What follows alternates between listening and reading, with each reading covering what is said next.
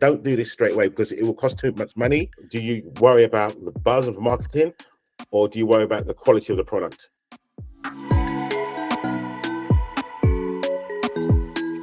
I'm your host Mandy, and today we're diving into the beauty and wellness industry. The beauty industry is set to surpass $580 billion by 2027, with a significant shift towards vegan and cruelty-free products driving this growth. Our guest today is Stephen Durham, the visionary founder of Bardot Vegan Beauty. Stephen has been leading the charge in the vegan and cosmetics movement, transforming Bardot Beauty into a standout name in ethical beauty. From pioneering cruelty-free formulations to embracing eco-conscious practices, Stephen's journey is both inspiring and groundbreaking. We'll explore how Stephen has navigated the challenges and opportunities in this dynamic industry and what makes Bardot a game changer. Get ready to hear about the innovative approaches and personal dedication that have set this brand apart. Please join me in welcoming Stephen to the show. Welcome, Stephen. How are you doing? And thank you so much for joining us today on Startup Navigator. Oh, thank you, Amanda. It's very nice to be with you today. To everyone and to all your viewers, yes. Thank you. So we'd love to get to know a little bit more about you building your business. How did you first get started in building Bardot, and why vegan beauty specifically, and what was that journey like for you? Oh, great question. Well, it kind of started a little bit before that. When I left college, I set up some salons in London, and I created my first brand, which was a brand called Twisted Sister hair care. So I created that brand for curly and frizzy hair. And then I grew that brand. I think it went into South Africa. I think it went into London, US, everywhere. And then I exited the brand, and I wanted to build something that was more clean and vegan orientated when I moved from London to California.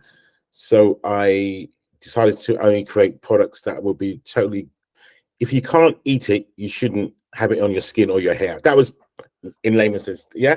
Nothing will go into these products if they're not good enough to eat yourself, basically.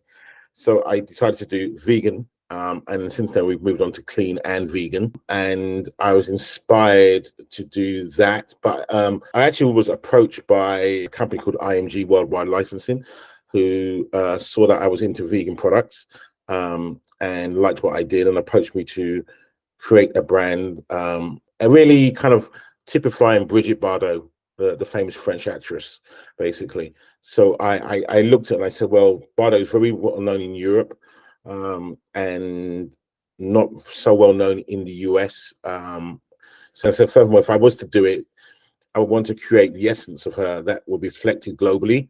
So we will want to include people from around the world in this project as I grow the project. So I set out to write a plan, which I did, and they really loved. And that's how I took on the Bardot project from scratch. I want to jump into the distinction that you made on vegan versus clean. What is the difference in products if a consumer is looking to get into using healthier products for them? Well, that's a great question. Vegan really is no animal derivatives, yeah, in any of your formulations. Clean certain ingredients and processes that will mean that you have a lower percentage of fragrance. The fragrance may be natural.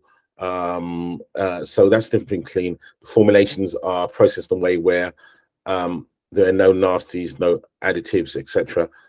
So that's the real difference. It's marginal.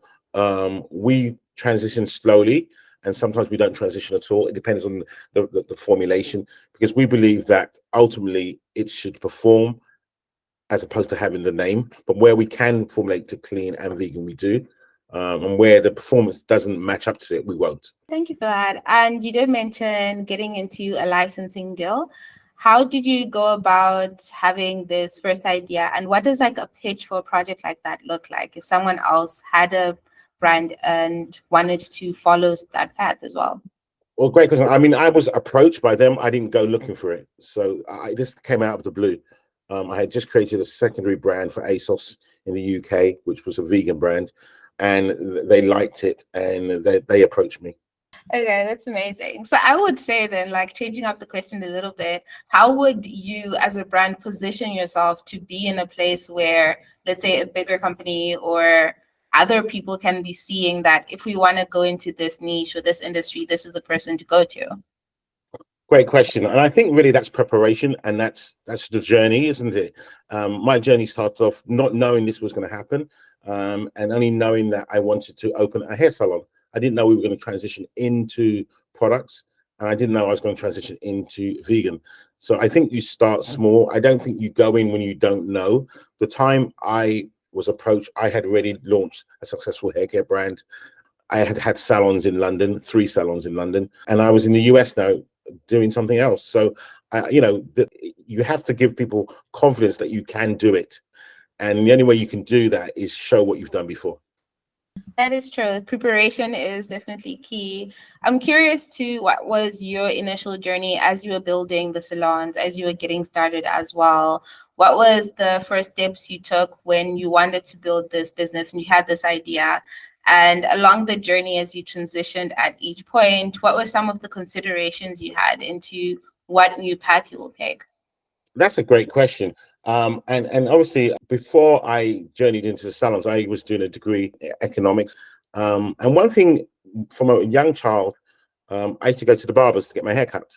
But as I went to university, you have a cross-section of friends of different races. And it was a simple answer, really. It's like, why do they have to go one place and I have to go to another place to get my hair done? It would be nice if we could all get our hair done together in one place.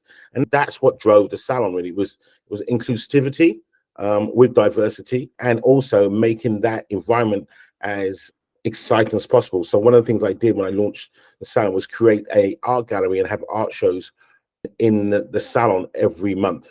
So we created a space where people can hang their artwork in their pictures.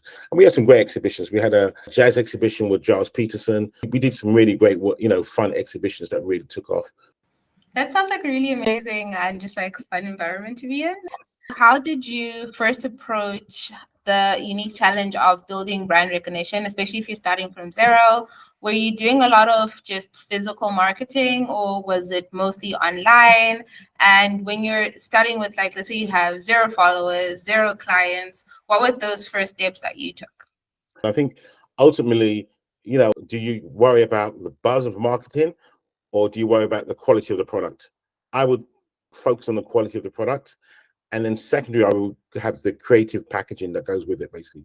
Something that's really design focused, that appeals, look at trends, look at Pantone swatches, what's the color of the year, really look at things. And also, we are not big companies. We're not Unilevers, we're not Procter & Gamble. Some of what they do, you can take that as your mood board. Does that make sense?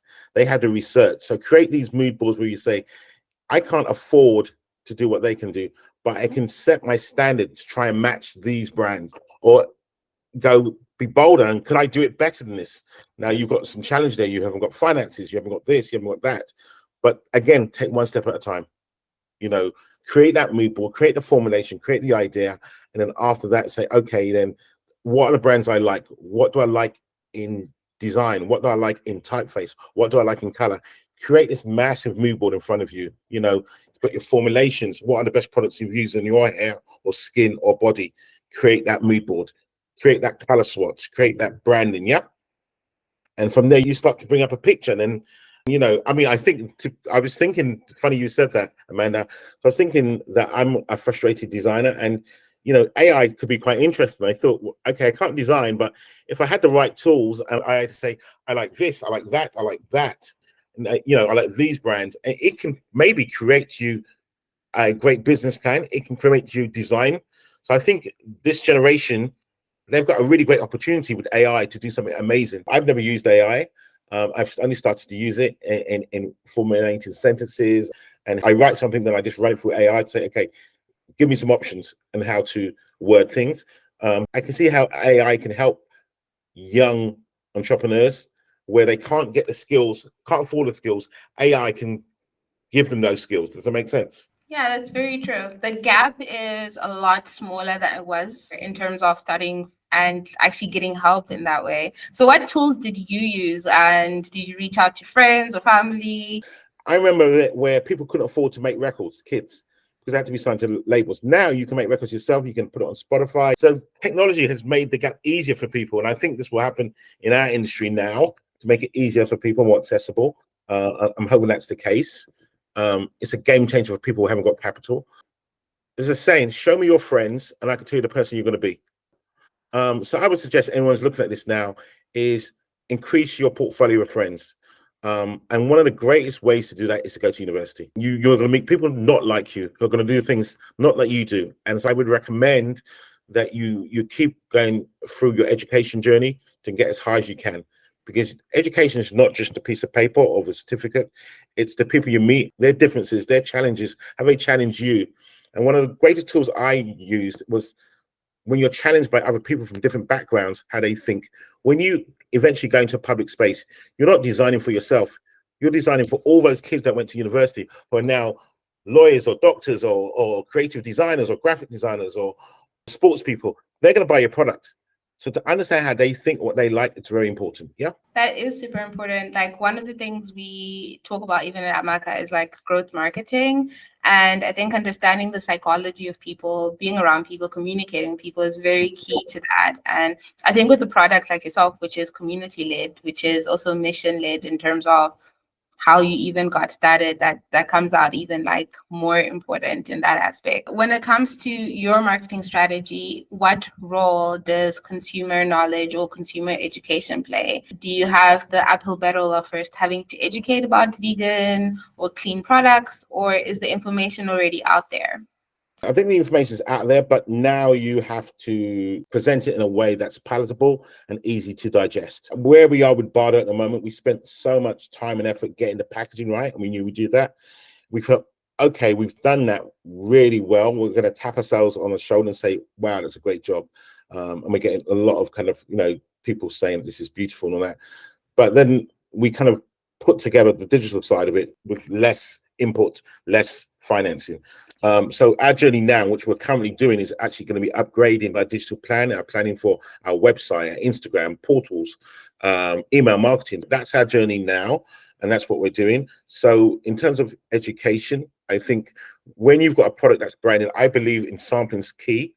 There's nothing better than testimonials for your product. And the only way you can do testimonials is by giving your products away or doing cross promotions with other brands or giveaways. So we did one last month with a company that specializes in brushes and combs, but also we're really good on curly hair. So we kind of did a joint IG competition where people had to kind of like us on both sides, and then we gave away 20 aerosols of texture spray and dry shampoo, and they gave away brushes. So we're creating a brochure now of how to do on our first 6 products.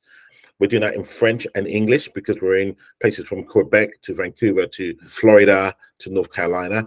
So we're in the process of doing that. We'll also upload it, and we'll also put up a professional portal in our website where salon professional people can access the portal, and they have specific education. So there'll be specific high-end education for hairdressers, and there'll be general education and sound bites and on our Instagram site, our Pinterest, and also our Facebook. Yeah, that sounds like an amazing strategy. Can you tell me, from the stuff that you've already done, which ones have you seen have like the most return on investment, and what strategies would you say are working the best right now in 2024?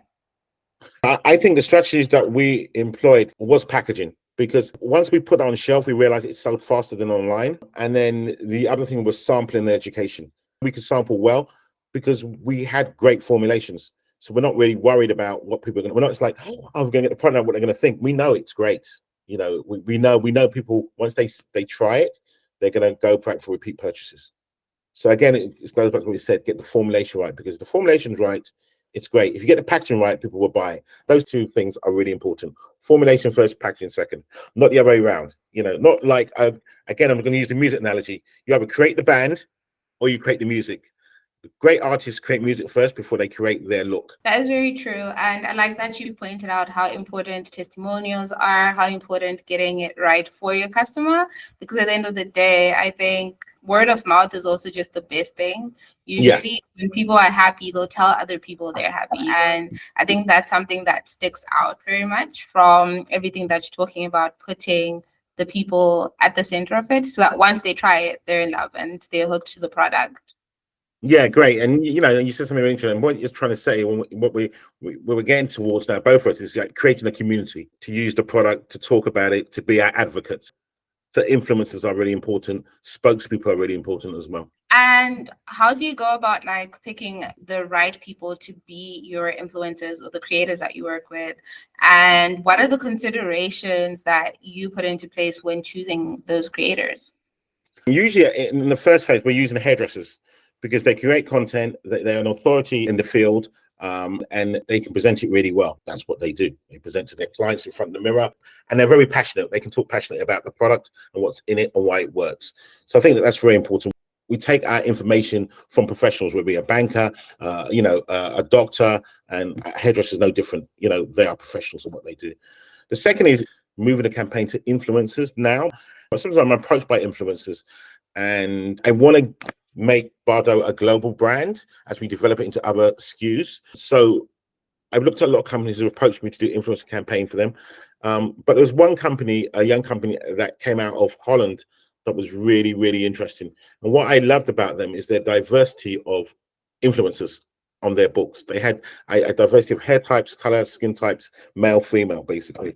And so I chose, and I plan to be working with this company this month to be creating the basis for all our influencer campaigns, to work with them, because we want Bardot to represent everyone, not just one type of person. I like that you're standing into, like you mentioned, inclusivity before, and like you're standing true to it and that. And I want to know if an influencer or creator wanted to stand out for you in terms of maybe their own branding or their community that they're building, what is something that would attract you and you'd be like, that is a clear yes for us, for like a brand ambassador or someone you'd work with? I think really their ability to communicate with you and what they're saying.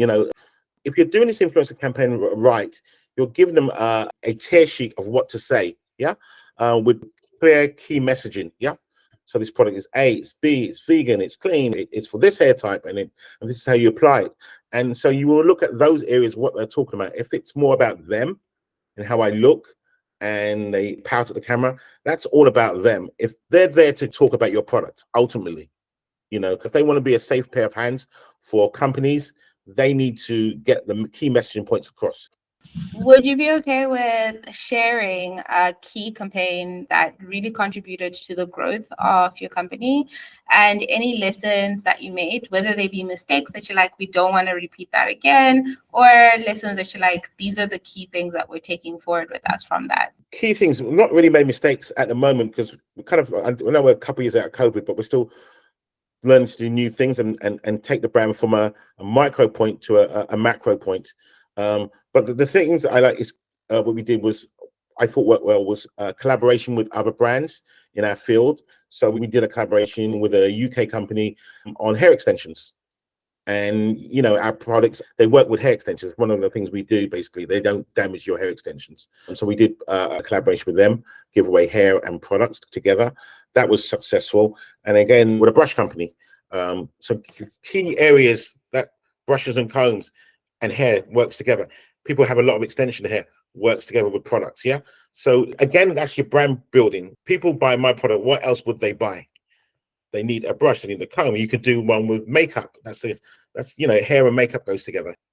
So that's the learning curve. We haven't done anything that we would say has been detrimental to the brand at the moment, especially Bardot. We've been really careful to protect the image and the legacy of Brigitte Bardot. So we're very, very careful about that. And I think that is a good learning process, because you've really mentioned a lot about being intentional about what you're building and putting out on paper, making sure you plan well. And that then shows in the fact that you're not making mistakes because you're planning out every single step that you take. And I think another very important key takeaway in what you just said is the importance of not just looking at other brands as competitors, but really seeing like where is alignment, and then finding those brands that you align with and making sure you're partnering with them. Because I think a lot of young startups might think that everyone is a competitor, but there's lots of money being spent by consumers all the time. And Absolutely. A lot of times in alignment, you're stronger, you can make more money, you can build your business, you can grow faster. Absolutely. Yeah, you're expanding your audience to an audience that may not be looking at you at that moment. With the growing interest in sustainability, how do you continue to communicate your commitment to this mission? I mean, that's a great question. And that's something that I've struggled with, because you see all these big companies, Apple, L'Oreal, they've got their great sustainable goals, and you've got new companies trying to be clean and sustainable all in one go. And I kind of said to my team, look, this is going to be our journey for us. Let's just take it from the experts. You do not see big companies say to them they're going to do it in 12 months. They say they're going to do it in 10 years. So let's take an instance of packaging. We started with recyclable, and now we're going to be going to PCR, and then we're going to increase our PCA content. So basically that's more biodegradable, recyclable plastic. And that's one of our sustainable goals. The other goal is footprint and global footprint, and how do we minimize that, basically. So that is things like, a classic example I say to people, you know, products you ship over water. So what do we need to kind of minimize that? Okay, we have to look where our packaging comes from. And then as we grow, we have to have a plan where if we have a warehouse in Europe, then we want to get to manufacturing in Europe, basically. If we're doing aerosols, we want to work with a European partner to do aerosols in Europe. So it goes on a truck, it doesn't go on a boat, it doesn't go on a plane. Yeah. So you build your own ecosystems, and you have a 10-year plan. Don't do this straight away, because it will cost too much money. And sometimes you have to get, you know, we live in a global economy, and some people are better at doing things in different countries. It's called, called international trade and competitive advantages. Where are the competitive advantages, which ultimately means lower pricing for you? You take that. Where you have control over things. So for us, we do packaging abroad, but we do all our manufacturing in America. And now what we're trying to do now, as we just launched a logistics warehouse in Holland, we're looking to bring our aerosols into a European country. So we're not shipping aerosols and CS gas across the world. So it's going from, let's say, Prague manufacturers to Holland. They can send that in a day on a truck. If I send it from America or Mexico, it's going to go, they've got to make it, then it's going to go into a warehouse, then you've got to fly it or put it on a boat. Global footprint, yeah. So you mentioned something, I think, about the creating your own ecosystem and also creating a 10-year plan instead of going very quickly. And there's this saying I hear a lot within the startup community that says move fast and break things. Would you say that you would actually caution on almost doing the opposite, where you take it steady and slowly to build a long-lasting brand? Because as you said, the big companies that still exist today, for most of them, they have a 20-year, 30-year, 50-year legacy, and they didn't do it as quickly. So where would you say, like, you would advise people to go in that way? Great. So I'm a great question of, if you keep it lean, you can move quickly. You can make decisions quicker. There's less decision making, hierarchy, so you can make that decision as one person or two people, basically. So there are areas you can move fast once you have agreement, but everything starts on paper first, and then you follow your plan. So build a plan first. Don't build it in retrospective, and look at the low-hanging fruits in your system. Build your plans. So where's the low-hanging fruit? Is there manufacturers locally or in our country? We want to get that done. Packaging, compare costs, including shipping costs. Take your time. Once you get the plan right, you make a decision. I want to build the best formulation. Make the little samples first. Test that with your community, your own community, your friends, different diversity, different groups, different hair types if it's hair, different skin types if it's skin. And then from there, once you get a consensus, this works on that skin, that skin, that skin type, that skin type, you can then roll out. So as a small company, you can move quickly, but it's like velocity, speed in a given direction, as opposed to moving quickly going in zigzags. My next question was actually, what are the things that you would advise a small company put on paper? If you had to say, like, the 5 things you need to plan out and not forget about, or the 10 things you need to plan out and not forget about, what are some of those things? First thing is, you need the why you do this product, who does it address, what's your market space, define your product line in less than 5 lines, key attributes of what your product's going to stand for and what it represents, and market space. How big is your market? Is it a local market? Is it a national market? Is it a global market? Is it an international market? If it's an international market, are there barriers to entry in those international markets? Do you grow slowly? Can you grow quickly? How do you grow quickly? The use of a website that give you more reach? Yes. Yeah, I would say now, definitely launch a website with your business. It's your global communication package. So again, write everything in writing. And then one of the things that I learned to do when I was in UK, and I joined the Prince of Youth Business Trust. I won some money for my business plan, which I did a SWOT analysis, a strengths, weakness, threats analysis. And I think that's really important as well. That is so true. And thank you so much for all the tips. Do you have any other advice that you would give to entrepreneurs or small business owners or anyone who's starting out and trying to build a brand? Yeah, for me, two things. Firstly, commit your plans to God and let him direct your steps. And secondly, believe in yourself. There are going to be days when you don't believe in yourselves. There are going to be days you're going to get comments from people who say this is not worth it. And they may come from the most unexpected places. They could come from best friends. Are you sure you want to be doing this? May come from family members. There's an easy way. They're saying it out of love. There's got to be an easy way of doing this or earning money. But there are going to be some tough times if you take one day at a time. If you believe in it, it will happen. Amen to that. Amen to that.